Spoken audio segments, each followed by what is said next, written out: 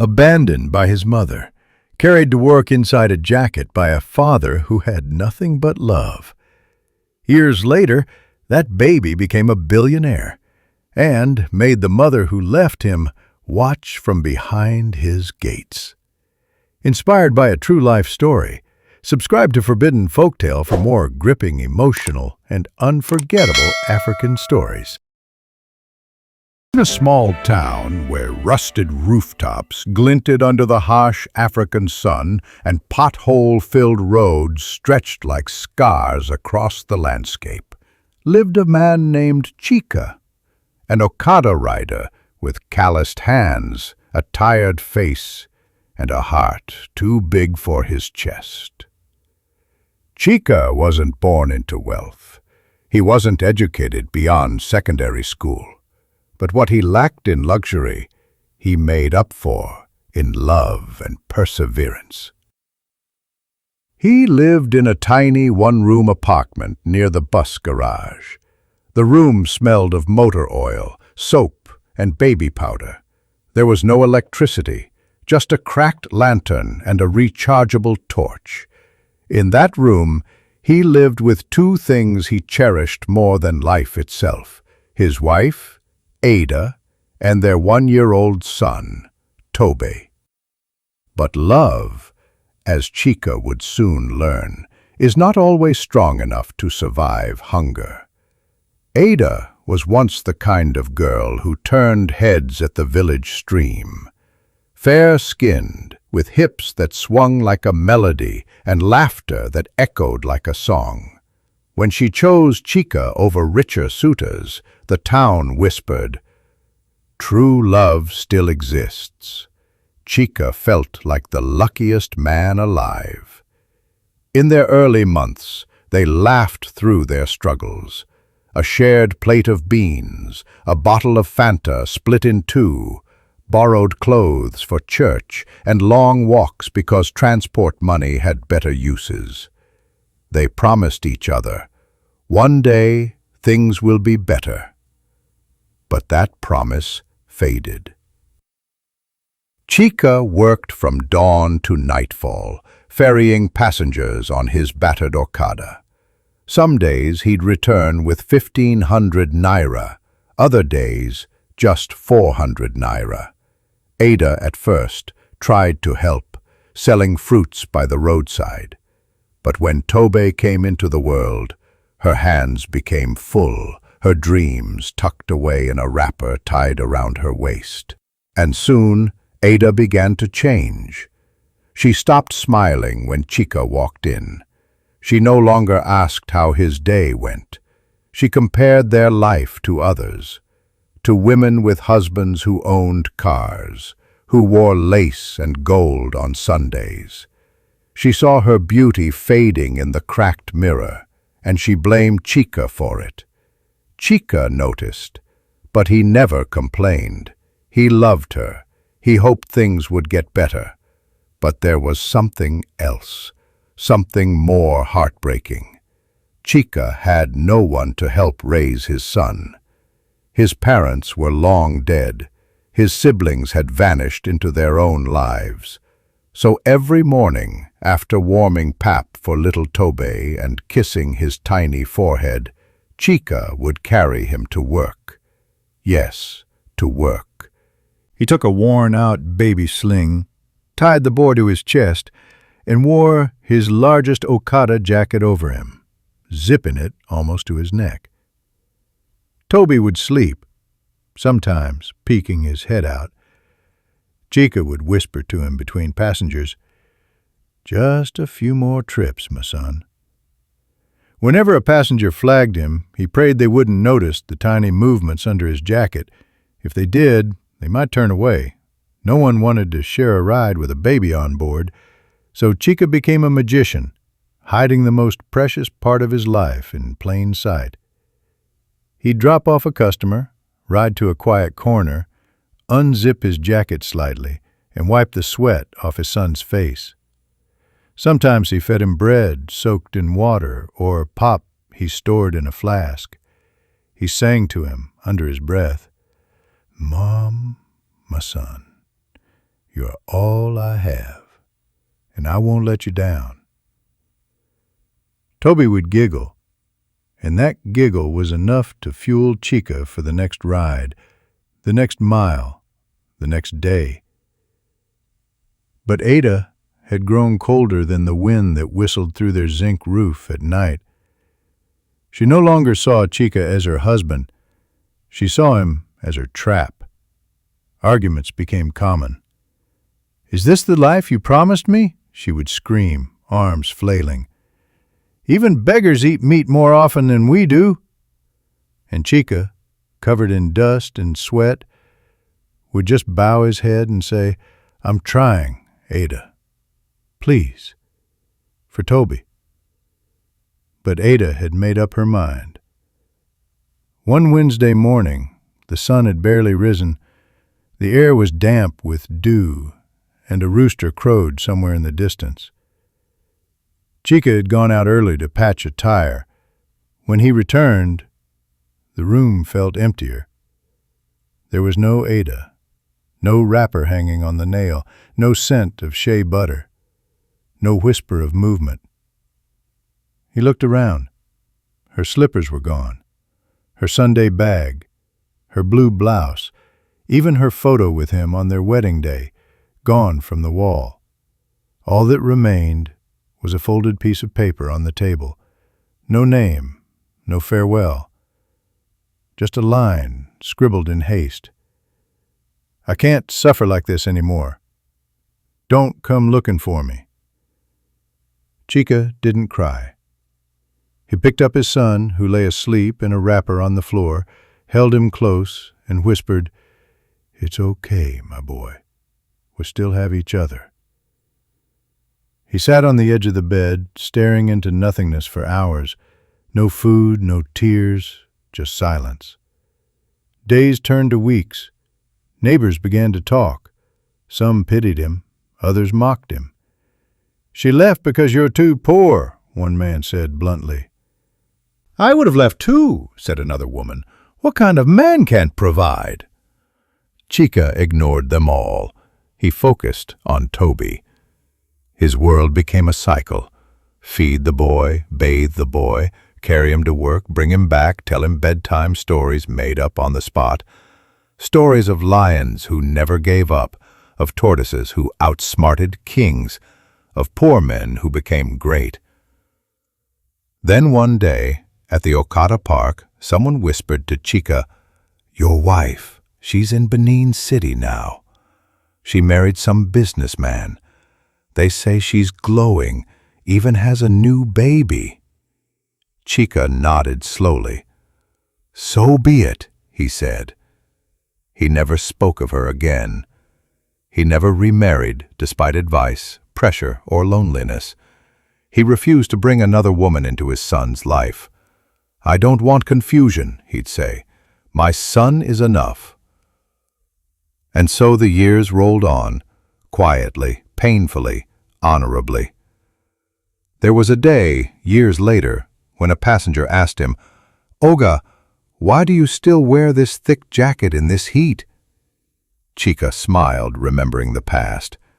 He just said, "It kept my son safe once. That's all you need to know." And he sped off into the sunset. His shadow stretched long behind him. The world moved on. And so did Tobe. Without his mother's voice, without lullabies, without gentle hands to guide him, he had only one teacher, life itself. And in life, poverty is the strictest instructor. After Ada left, Tobe and Chica built a world of two. It was not perfect. It was not easy. But it was honest. When Chica wasn't riding Okada, he was teaching his son values most schools wouldn't. Always say thank you. Never take what isn't yours. Work hard even when no one is watching, and never, ever use your pain as an excuse. Tobe soaked it all in. He didn't know the bitterness of abandonment, Not yet. He only knew his father's love, and the jacket that had once shielded him from sun, rain, and the judgment of strangers. By the time Tobe turned 12, he was hawking sachet water after school. He saved what little he could. At 15, he learned how to fix phone screens from a neighbor. He used his tiny earnings to rent time at cyber cafes where he discovered something that changed his life forever: the Internet. To others, it was just Facebook, Yahoo Mail, and gossip blogs. To Tobe, it was possibility. He read everything: business articles, YouTube tutorials, freelance platforms, coding forums. He learned what most young men his age thought impossible. By 17, he was already writing resumes for strangers online. At 19, he got his first client in Canada, $50 for editing a business proposal. To someone else, it was small. To Tobe, it was gold. He cried that day, not because of the money, but because, for the first time, someone beyond his borders saw value in him. Meanwhile, his father grew weaker. Malaria hit Chica hard one rainy season, and there was no money for proper hospital care. Tobe did all he could, sold his laptop, borrowed from a church member, but it wasn't enough. One night, Chica held his son's hand and whispered, "Don't let life make you bitter, my son. Be better than I ever was. Make the world know your name." He passed that night. No funeral songs, no photographs, just one framed picture beside a worn-out jacket, folded and placed in a polythene bag. Tobe was alone now, but not broken. 3 years later, in a cramped, one-room apartment in Mushin, Lagos, Tobe launched his first startup, a digital agency. Design, writing, virtual assistant work. He didn't need a storefront, just Wi-Fi, a second-hand laptop, and clients willing to pay in PayPal. Soon the work became consistent, then overwhelming, then profitable. At 24, he hired his first remote team. At 25, he launched a tech product, an invoicing app for African freelancers. It exploded across Ghana, Kenya, and Nigeria. Investors came knocking. By 28, Tobe was a billionaire. He wore crisp suits, owned companies, traveled business class, lived in a smart mansion in Banana Island. His name trended on social media. People called him the boy genius from the streets. But he never shared the full truth, that behind the empire was a boy once, hidden inside a jacket. Then came the twist. At a tech conference in Abuja, sleek halls filled with CEOs and startup founders, Tobe sat on a panel discussing innovation in African youth. After the session, he walked off stage and was approached by a young man in a navy blue caftan. He had a charming smile, strong cheekbones, and a name that hit Tobe like thunder. "Hi, I'm Obinna Okafor," the man said, shaking his hand. "I really admire your work." Tobe blinked. "Okafor?" Obinna nodded. "Yeah, my mom's from Enugu. Married my dad years ago. I think she mentioned having a son before she met him, but I don't really know the full story." Tobe's heart dropped. He asked a few questions, more names, dates, towns. There was no doubt. Obinna was his half-brother. His mother, Ada, was still alive. She had remarried, had children, and lived comfortably in Benin City. She had never once tried to reach out, never once sent a letter, never once asked if the son she left with a poor okada-rider had even survived. That night, Tobe didn't sleep. He sat in his glass-walled study, the Lego skyline flickering behind him, and stared at a framed photo of his father. He whispered, "Papa, I found her. I found the woman who left you behind, left me behind." Then he picked up his phone and sent Obina a message. "Invite your mother. Tell her a rich man wants to help your family. I want to see her face." The mansion gates opened slowly. The tires of a sleek black Prado SUV rolled across the white stone driveway lined with palm trees and water fountains. The sun shimmered against glass railings. Uniformed staff stood at attention near the entrance of the house. Ada stepped out of the car in a lemon-yellow lace blouse and wrapper. Her gold earrings dangled, her perfume sweet and floral. She looked left, right, eyes wide, lips parted in awe. "Obina," she said to her son, "are you sure this is the place?" "Yes, Mama," Obina replied. "He invited us. He said he was impressed with my work at the conference." She adjusted her jele and smiled faintly. "May God bless this man, whoever he is." She was led into the house. Chandeliers sparkled above her. Glass sculptures stood in corners. The floor, marble. The stairs, floating glass. In the distance, soft classical music played. They were told the host would be down shortly. Ada sat on the edge of a cream leather chair, legs crossed modestly, her eyes taking in every detail. "This man must be a politician," she whispered, "or a prince. Look at this house." She didn't realize the man she came to meet wasn't a stranger. He was the ghost of her past, the child she left behind. Moments later, footsteps echoed from the staircase. She turned and froze. There, descending the stairs with calm elegance, dressed in an all-black designer suit, was Tobe. Grown, polished, powerful. But those eyes, oh, those eyes. She knew them. She had stared into them when he was one, when he cried for her, when she left without looking back. She stood. The color drained from her face. "Tobe?"